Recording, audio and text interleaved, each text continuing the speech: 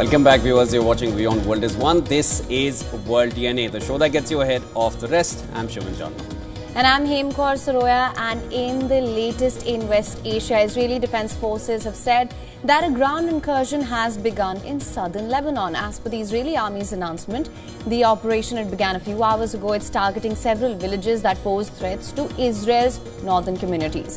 The IDF says it's a limited, localized and targeted ground operation. We'll bring you all there is to know about this on the show today. Also on World DNA, we bring you the latest from Jammu and Kashmir. 415 candidates vie for 40 seats in the high-stakes third phase battle of the J&K polls. This is the third and final phase of the polls being held amid tight security in the Union Territory. We'll bring you the latest on that front as well. Let's get you started with the headlines. This is World DNA. Israeli military says it has started limited ground raids against Hezbollah targets, posing immediate threat to Israeli communities in northern Israel. Air Force and artillery are supporting ground forces with precise strikes.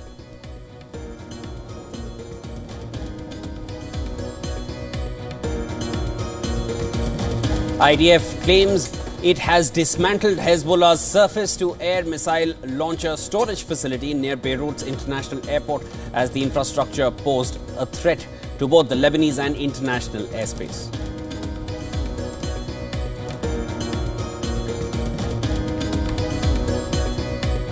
Yemen's Houthis claim they have shot down a US MQ-9 drone. Houthi military media share video of an object burning in the night sky and machine debris scattered on the ground.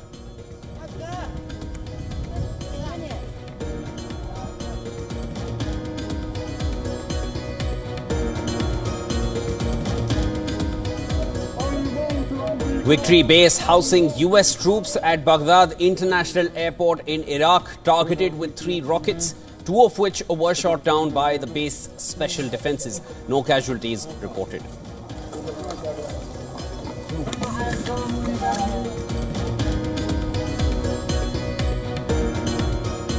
Russian fighter jet intercepted near Alaska by US NORAD forces. US military officials released video of startling interaction between a Russian jet and a US plane sent to intercept it.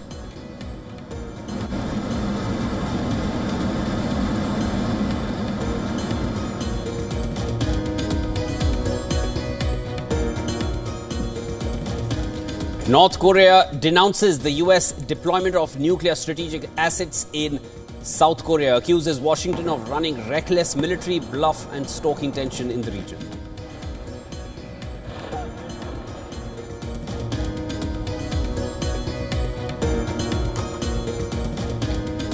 Death toll from devastating Helene storm climbs to 118 in the United States as disaster becomes hot topic in election campaign. President Biden plans to travel to storm-ravaged North Carolina on Wednesday.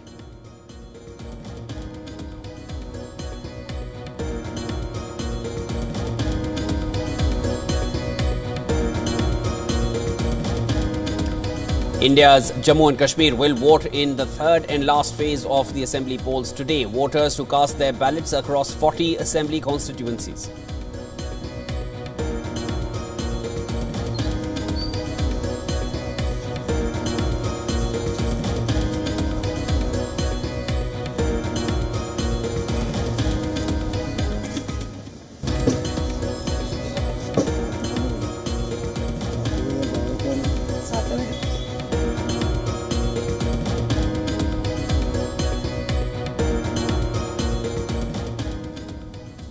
All right, our top story on World DNA this morning. Israel has announced a limited ground operation against Hezbollah in Lebanon.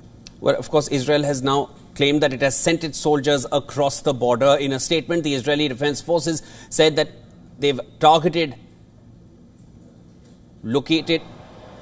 their targets are located close to the border that posed an immediate threat to Israeli communities in northern Israel. IDF said the military operation Northern Arrows involves ground forces supported by Air Force and artillery with precise strikes. Just after midnight, consecutive blasts were heard across the Lebanese capital. Hezbollah deputy leader Naim Qasim, in a first public speech since Nasrallah's death, said resistance forces are ready for any Israeli ground engagement. At least 95 have been killed and 172 others have been wounded as Israeli warplanes carried out massive strikes on Beirut's southern suburbs in the past 24 hours. According to State Department, US was informed about Israel's ground operation in Lebanon. Spokesperson Matthew Miller said that the US officials were in continuous talks with their Israeli counterparts. He said, at this point, the US is not evacuating Americans from Lebanon. Look, we're not evacuating American citizens from Lebanon at this time. We always conduct a prudent planning process. We have been doing that for some months, going all the way back to October 7th, but at this time there's still commercial options available. All right. Meanwhile, the United Kingdom is chartering a flight to help British nationals who want to leave the region. The flight is due to leave Beirut Rafiq Hariri International Airport on Wednesday. The call comes as several airlines, including Air France, Emirates, Air Algeria and Turkish Airlines temporarily suspend flights to the region. Brazil's President Lula da Silva condemned the Israeli strike on Lebanon. Also, Turkish President Erdogan called on the United Nations to recommend the use of force in case the Security Council fails to stop Israel's attack on Lebanon. Meanwhile, the European Union renewed its call for an immediate ceasefire between Hezbollah and Israel.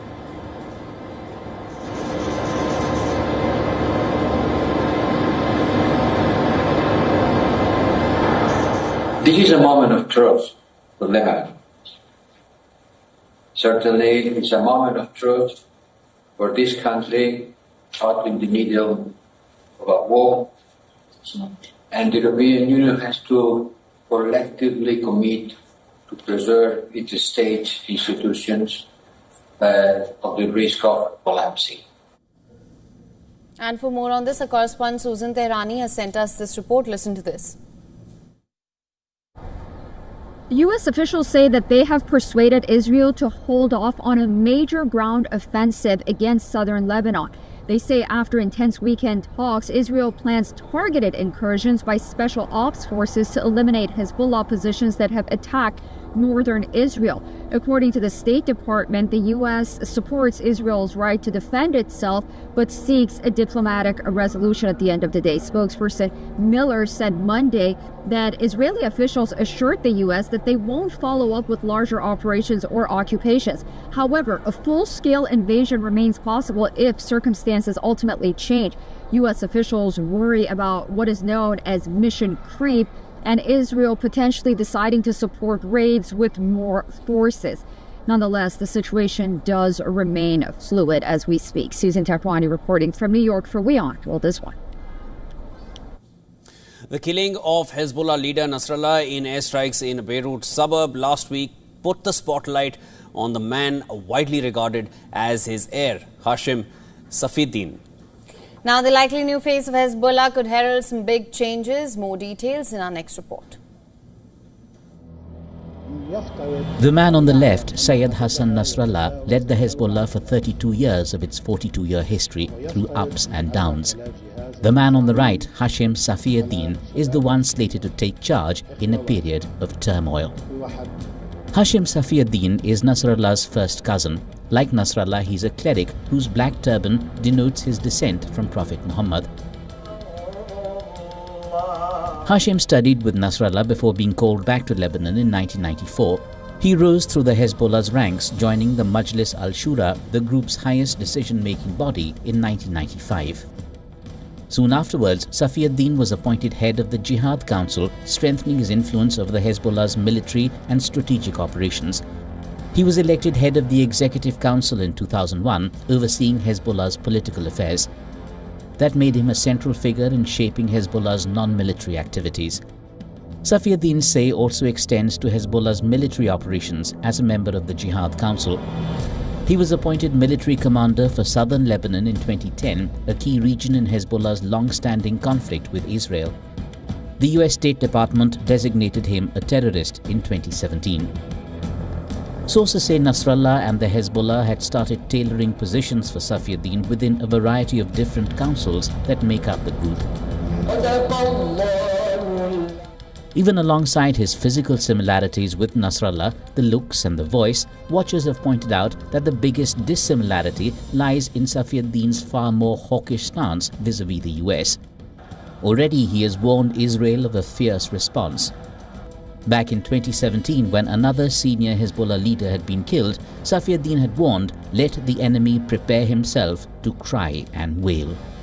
The US clearly has a big fight coming. Bureau Report, WION World is One. And in a surprising development, the Israeli Prime Minister has released a videotape message directed at the people of Iran. Making a direct appeal to the Iranian people, Netanyahu tells Iranians to imagine a prosperous country at peace. I'm going to quote here, the people of Iran should know Israel stands with you. This is what Netanyahu says. I speak a lot about the leaders of Iran. Yet at this pivotal moment, I want to address you, the people of Iran. I want to do so directly, without filters, without middlemen. Every day, you see a regime that subjugates you make fiery speeches about defending Lebanon, defending Gaza. With every passing moment, the regime is bringing you, the noble Persian people, closer to the abyss. The vast majority of Iranians know their regime doesn't care a whit about them. If it did care, if it cared about you, it would stop wasting billions of dollars on futile wars across the Middle East. It would start improving your lives. The group of 7 nations, the G7, is looking to sign a $50 billion loan for Ukraine by the end of this month. And this comes just a week after Ukrainian President Volodymyr Zelensky's visit to the United States in a bid to raise financial and military aid in its ongoing conflict with Russia. The European Union, which is collectively part of G7, will be funding the bulk of the loan of up to $39 billion from frozen Russian assets in the West. According to reports, the EU has about 210 billion euros and over 2/3 of Russian assets. Amidst this, NATO's outgoing chief Jens Stoltenberg said that member nations should continue to aid Ukraine. In an interview with Reuters, Stoltenberg said that NATO members should not be dissuaded with Russian President Vladimir Putin's threat of using nuclear weapons.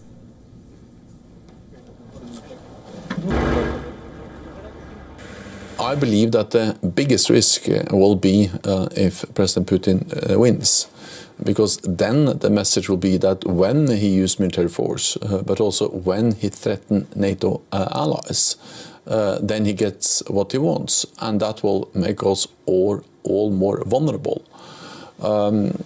Of course, we monitor closely what Russia does, and we have conveyed very clearly to Moscow that a nuclear war cannot be won and must never be fought.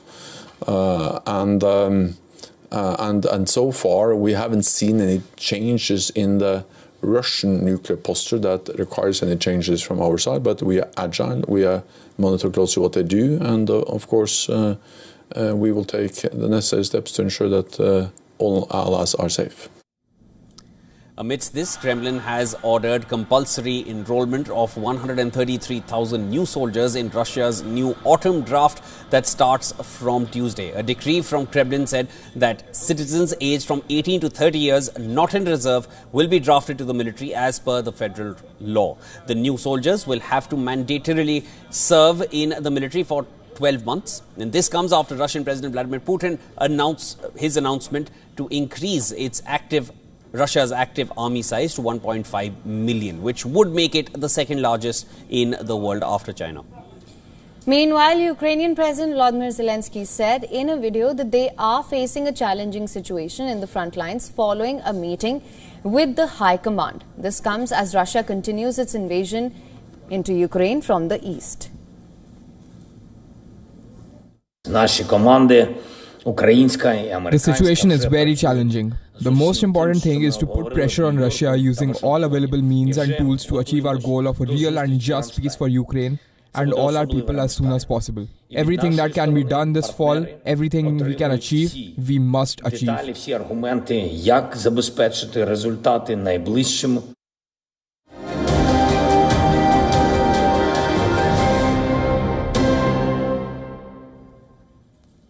Preparations are on in New York City for the 2024 vice presidential debate. In about 24 hours, the fairly unknown men J.D. Vance and Tim Walz will face each other. Well, here's what we know about the debate so far. The duration will be the same as we have seen this election season. That's 90 minutes. CBS News will be airing the debate on its broadcast network live at 9 p.m. local time. A few rules will be different, though, than the presidential debates. The two sides have agreed the microphones will stay on throughout.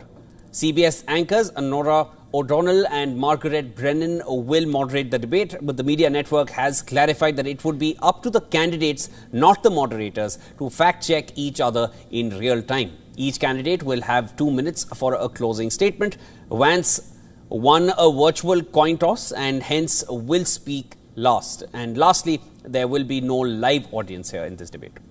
Sources close to Associated Press say Transportation Secretary Pete Buttigieg is helping Walz to prepare for the debate. The Walz campaign seems to know their rival will be a formidable opponent. And speaking of Vance, reports say the Minnesota GOP representative Tom Emmer is helping him prepare.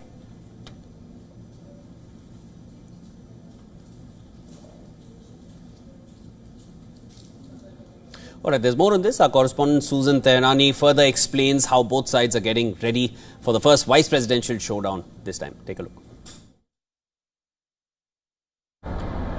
America is getting ready for a pivotal vice presidential race between J.D. Vance and Tim Walz. This could make or break their ticket in this final stretch. While vice presidential debates are usually sleepy, with polls showing such a tight contest, notably in battleground state, this one is crucial. Both candidates claim to represent Midwestern values and working class roots. Vance, known for his policy depth, has taken more of an attack dog role, while Walz aims to showcase his down-to-earth style to the voter. Vance faces challenges with half of registered voters who view him unfavorably due to controversial comments.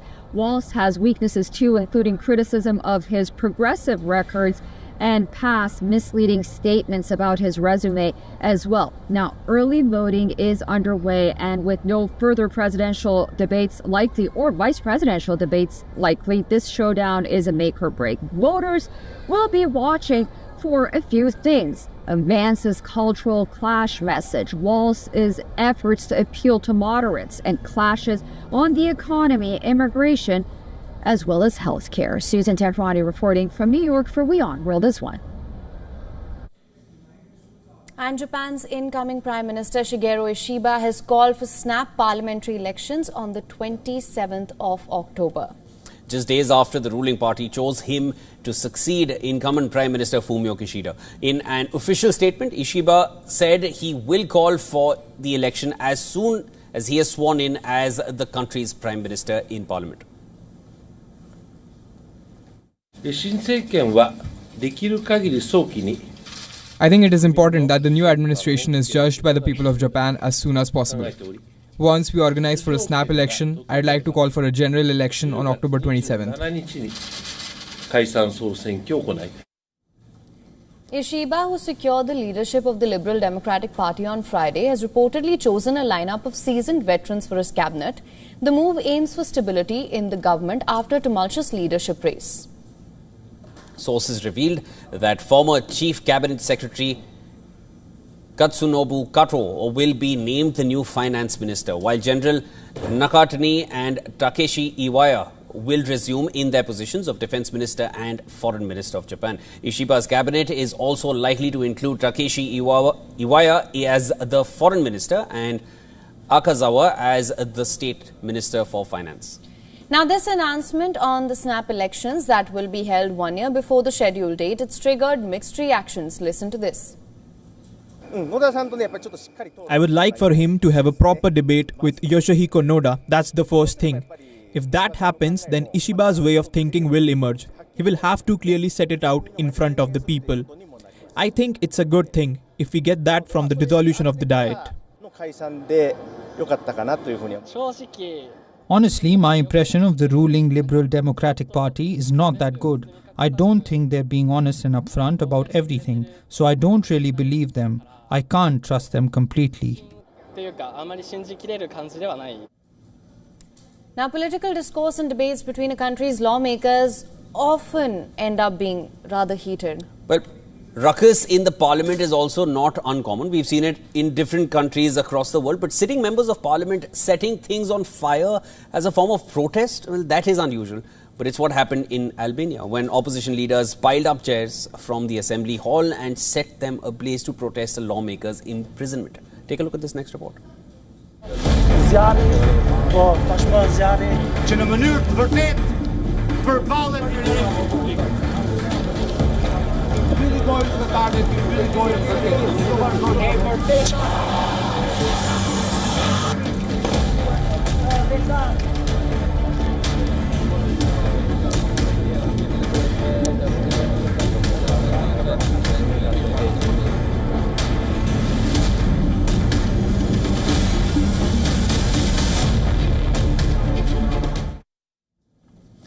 Well, the honeymoon period, as they call it, well, it's over for UK Prime Minister Keir Starmer.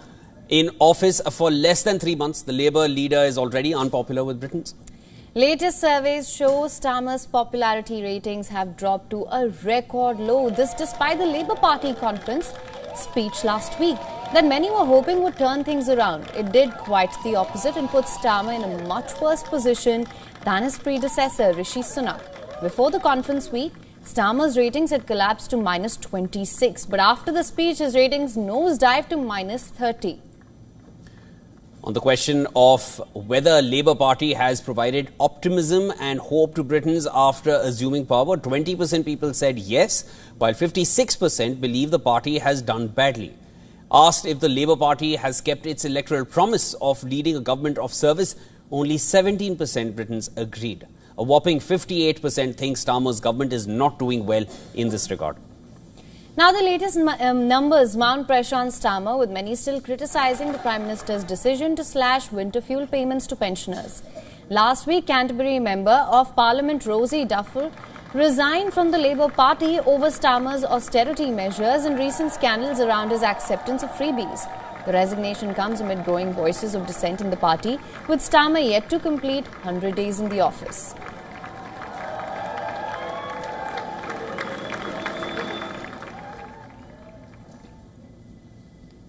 And Europe is circling back to Dimorphos, the asteroid that NASA has pushed off course.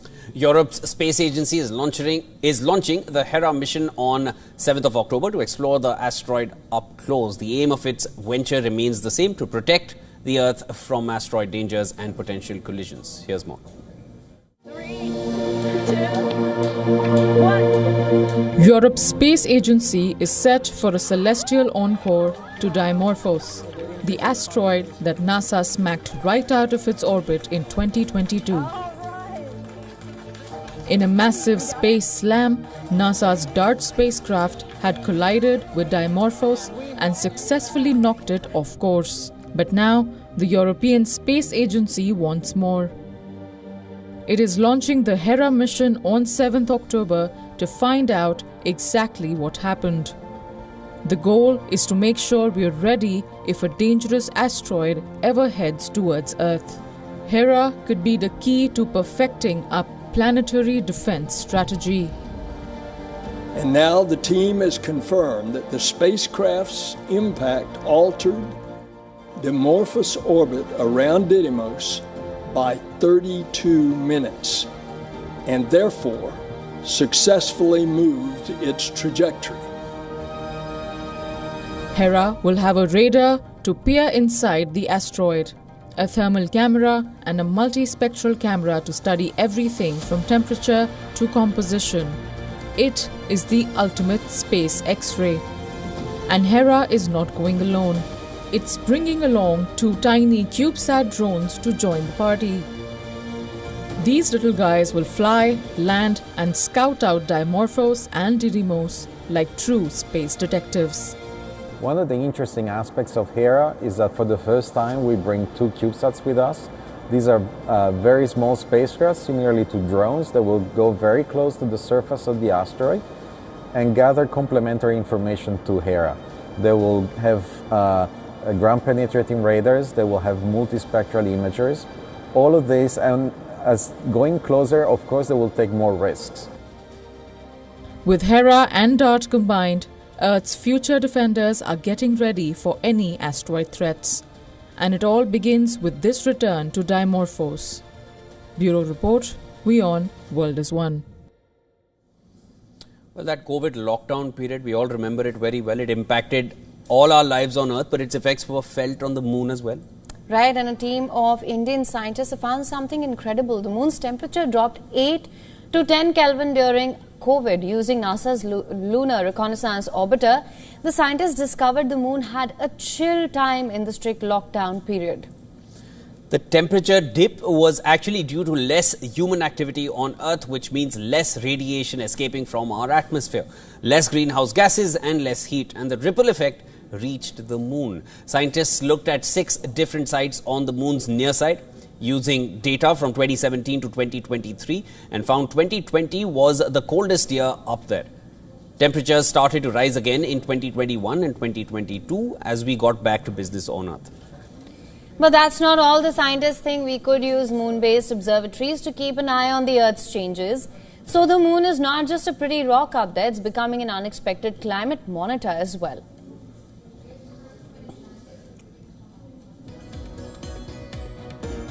And with that, it's time now for a short break. Don't go anywhere. This is World DNA. Lots more on the other side. When we come back, we bring you a complete report on what's happening in Jammu and Kashmir. The third and last phase of the J&K Assembly elections is being held today. Security has been heightened in the valley amid the polls, especially in regions close to the international border.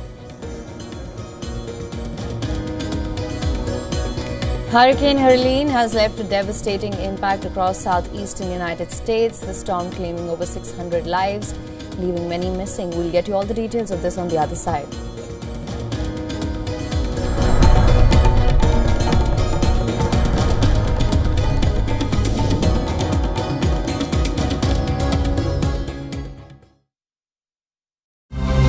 To bring the benefits of the Subhash Chandra Show to your educational institution, teachers and students, send an invitation to Juhi Jha at juhi@such.org.in.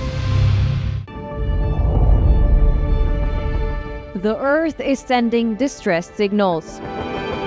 Wildfires, droughts, and melting glaciers. Can we reverse the damage?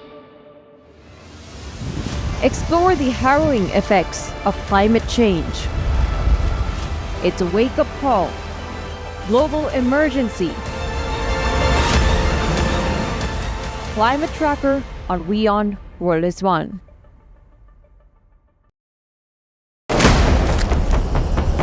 Three men in Benin, including a former minister and the man in charge of President Patrice Talon's security, have been arrested on suspicion of plotting a coup.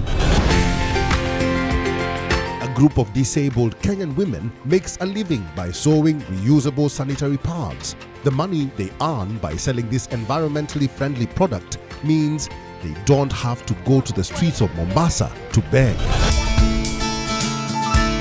And a South African woman who could be the oldest living person in the world celebrates what is said to be her 118th birthday with a small party at her care home in a town just inland from Cape Town. That's this week on World of Africa at these times on WION. World is One.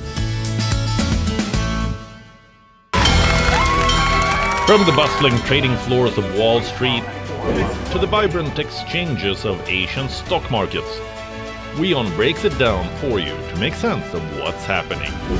As we reveal the key factors behind events, strategic battles, and the game-changing business decisions that shape the world. We bring you all of this and more on World Business Watch.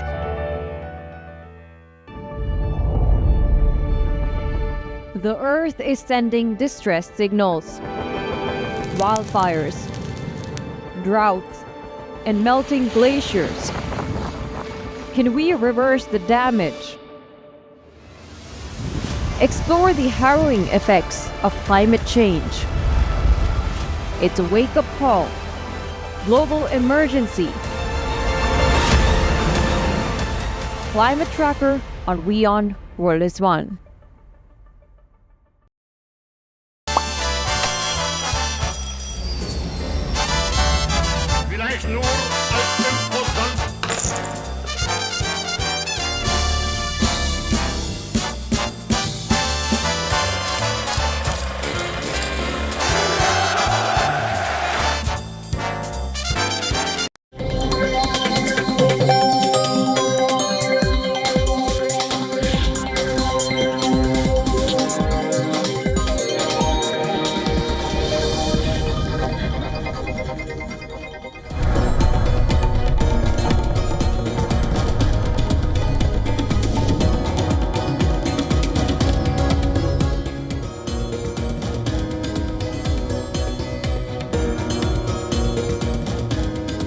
Welcome back, viewers. You're watching World DNA with him. I'm Shivan. Let's get you started with the headlines we're tracking for you at this hour.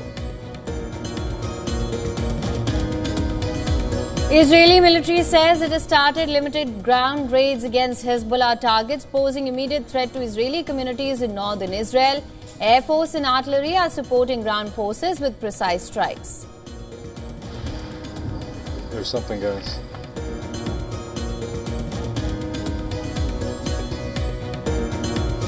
IDF claims it has dismantled Hezbollah's surface-to-air missile launcher storage facility near Beirut's international airport as the infrastructure posed threat to both the Lebanese and international airspace.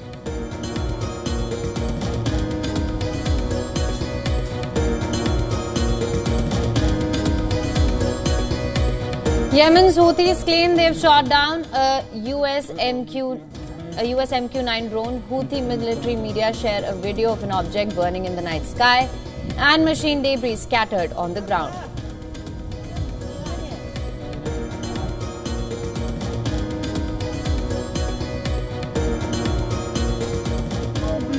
Victory base housing US troops at Baghdad International Airport in Iraq targeted with 3 rockets, 2 of which were shot down by the base special defenses. No casualties reported.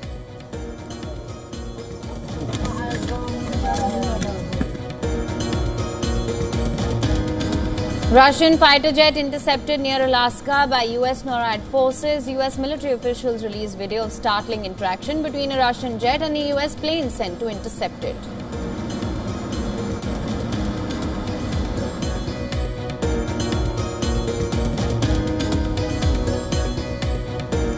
Deaths toll from devastating Helene storm climbs to 118 in the US as disaster becomes the hot topic in election campaign. President Biden plans to travel to storm-ravaged North Carolina on Wednesday.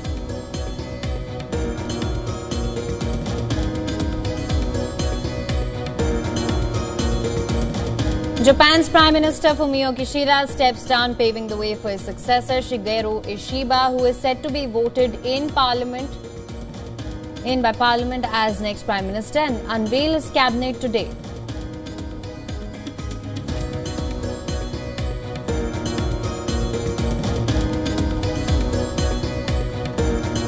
Voting underway for the third and last phase of assembly polls in India's Jammu and Kashmir. Over 39 lakh voters to exercise their franchise across 40 assembly seats.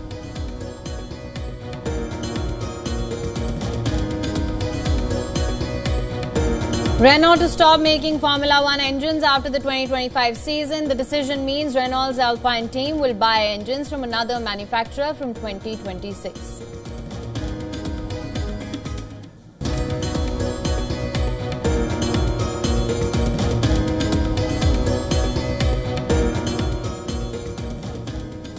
Now, the third and the last phase of the Jammu and Kashmir Assembly elections is being held today. Security has been heightened as expected in the valley amid the polls, especially in the regions close to the international border. Areas like Baramulla, Kupwara, Bandipora, Kathua and Udhampur are close to the line of control and international border where polling is underway amid tight security. 29 polling stations are situated near the line of control. Now, voting is taking place from 7 a.m. to 6 p.m. local time, with special polling stations also set up for the occasion. Polling is being held in 16 constituencies in Kashmir division and 24 constituencies in the Jammu division.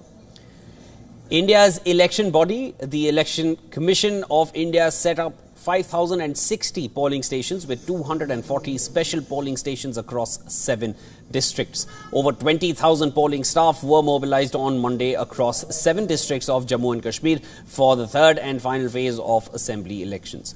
Among these are the pink polling stations managed by women, stations designed for individuals with disabilities and those run by youth.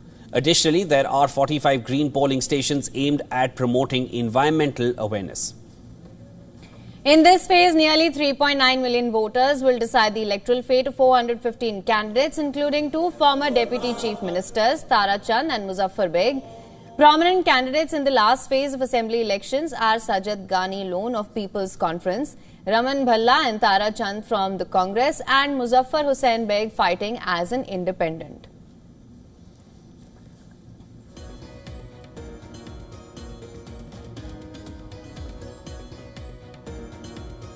For more on this, our special correspondent Idris Loan is now joining us live from Bandipora, Jammu and Kashmir. Thank you so much for joining us, Idris. Idris, what can you tell us about the security apparatus there, also all of the preparations that are underway for the polling? I can see there are a lot of people queuing up behind you already.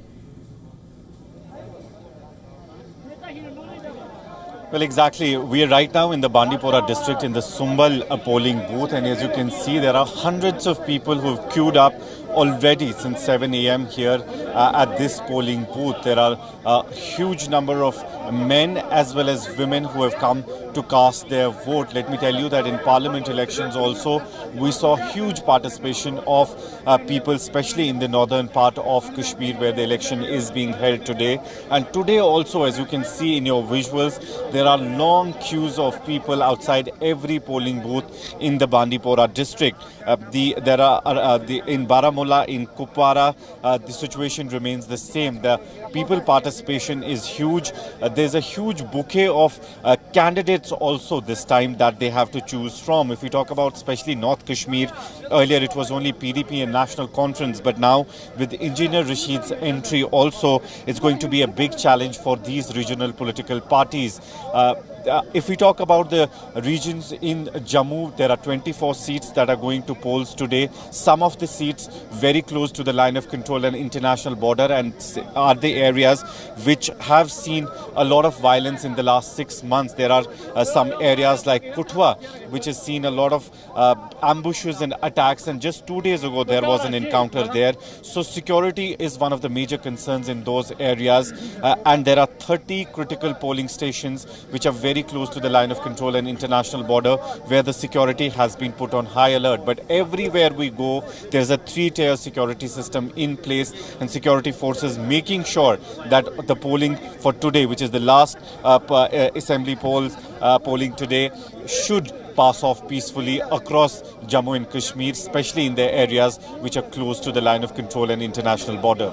Idris, the bulk of the seats which are going to polls today are from the Jammu region, and many of these seats are where BJP had performed best back in 2014, last time the polls were held. What's the scope looking like right now across the parties?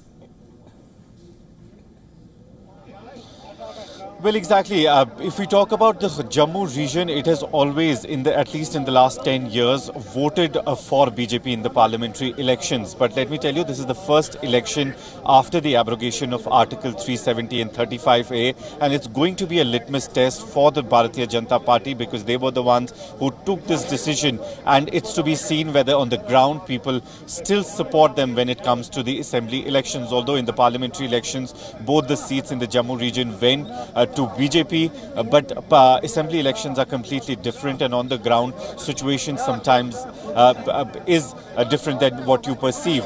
In the Kashmir region, there seems to be, it seems still difficult for the BJP to make an entry, but they do have partners which can go on after the elections with the BJP and form the government. But it needs to be seen how many seats will these local political parties actually get on the ground, because National Conference and Congress in coalition in the Kashmir region does have an impact if we talk about the northern part of Kashmir as well as the central Kashmir. All right, Idris, thank you so much for getting us the latest. We'll connect with you later in the day as well to get an understanding of how the polls at this final phase is progressing. That was Idris Loan getting us the latest from Bandipora, Jammu and Kashmir. Now, 6 people have died in Rwanda from an outbreak of the deadly Marburg virus belonging to the same family as Ebola. Most of the victims were healthcare workers in an intensive care unit. Since the outbreak was confirmed last Friday, 20 cases have been identified, with most cases reported in the capital, Kigali. So far, we've confirmed 20 cases and 6 deaths that also happen to be due to Marburg virus disease. As we speak, there is a lot happening in terms of contact tracing. The Marburg virus, which has a fatality rate of up to 88%, spreads to humans from fruit bats and through contact with bodily fluids from infected individuals. Symptoms include fever, muscle pain, vomiting, and in severe cases, death due to extreme blood loss. Although there is currently no vaccine for specific treatment, health authorities are working on blood products and immune therapies. Rwanda is ramping up contact tracing, surveillance and testing to contain the virus, and about 300 people are being monitored for possible exposure. The health minister has urged the public to avoid physical contact and stay vigilant. The US Embassy in Kigali has advised its staff to work remotely for the next week. Now, this marks Rwanda's first confirmed Marburg outbreak following previous cases in Tanzania and Uganda.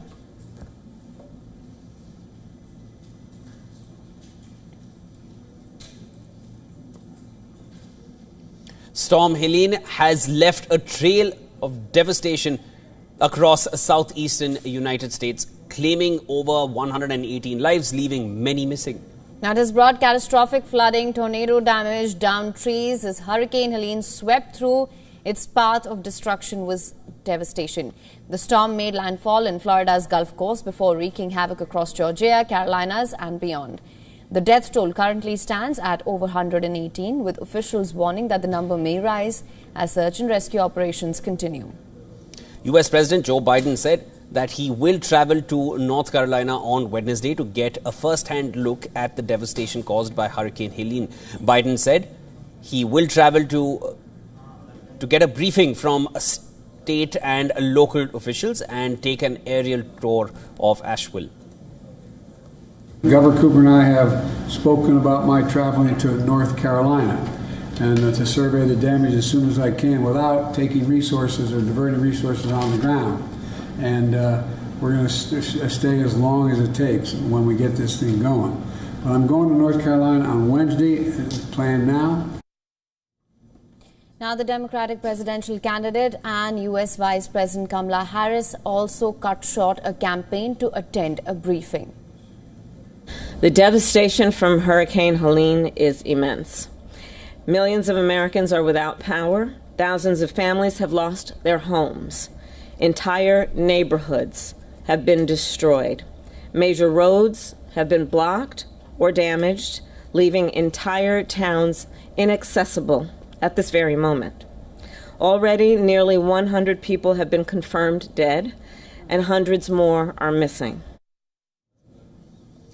Former US President Donald Trump visited Georgia, promising relief to those affected. Speaking to crowds, he emphasized the importance of community in times of crisis. He also criticized the federal response, stating that the US government wasn't doing enough for the victims of the storm. The governor's doing a very good job. He's having a hard time getting the president on the phone. I guess they're not being responsive. The federal government is not being responsive, but they're having a very hard time getting the president on the phone. He won't get on, and of course the vice president.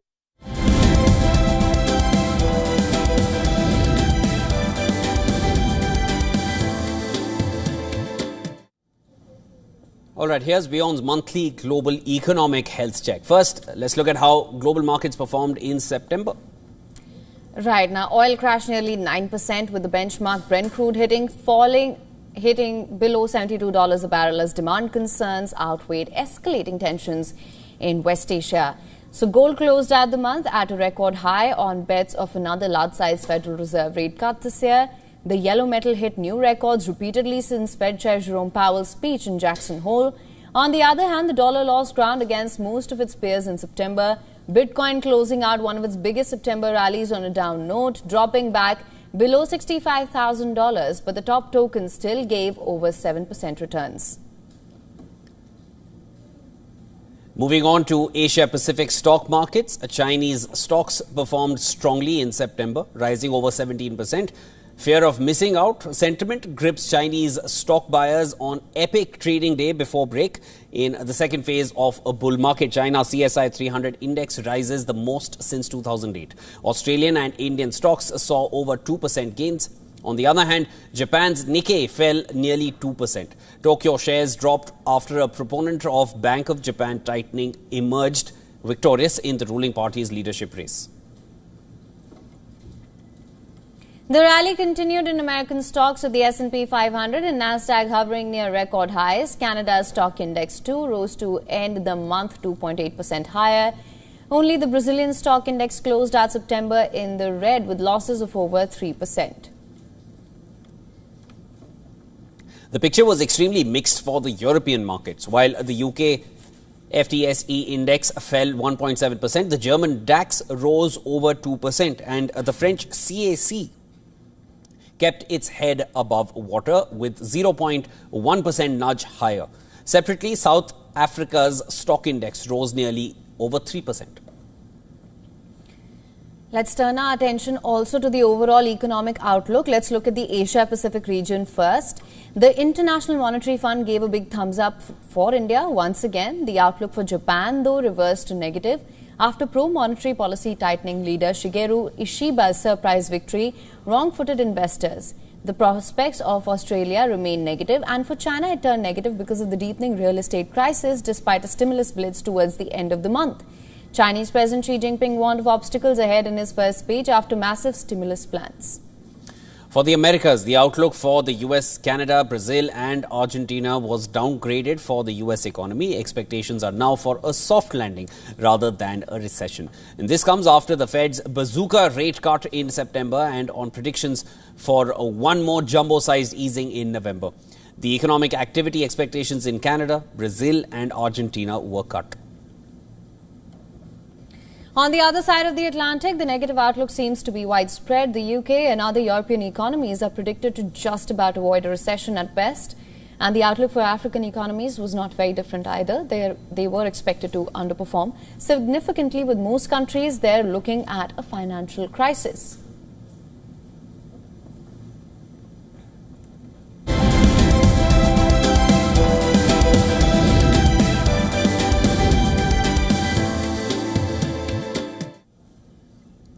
Here's a look at developments now from the world of technology. South Korea's media regulator has announced that Telegram has agreed to work in accordance with the country's strict policy against deepfake pornography and other illegal content, pledging to remove such material immediately. The Korea Communications Standards Commission recently met with Telegram and expressed concerns about recent deepfake images of Korean women circulating on the platform. Besides addressing digital sex crimes, Telegram will also remove content related to pornography, prostitution, drugs, gambling as requested by the Commission. Following the Commission's request, Telegram recently complied with the removal of 148 cases of sexual exploitation material between 3rd of September and the 25th of September. Meanwhile, to improve its response to deepfake videos, Telegram also set up a direct hotline with the review agency earlier this month. Fortnite developer Epic Games has accused Google and Samsung of violating US antitrust laws. Epic Games has alleged that a Samsung smartphone security feature called Auto Blocker discouraged users from downloading Android apps and from sources other than Google Play or Samsung Galaxy Store. Both companies have been accused of reducing consumer choice and preventing competition that would make apps less expensive. Tim Sweeney, CEO of Epic Games, called the lawsuit part of a major global fight to defend competition and its benefits for consumers. Meanwhile, Epic Games is also planning to raise its competition concerns with the European Union, which has long scrutinized Google's business practices. The Indian government has issued a new warning about the rise of scams on stock trading apps and platforms. According to a post by Fact Check Unit of the Press Information Bureau on X, cyber criminals are making fake accounts on social media platforms and are using it to follow and dupe potential victims. The warning states how spammers share fraudulent links of fake trading groups to the victim. Then they lure victims by gaining their trust, eventually leading them to make false investments.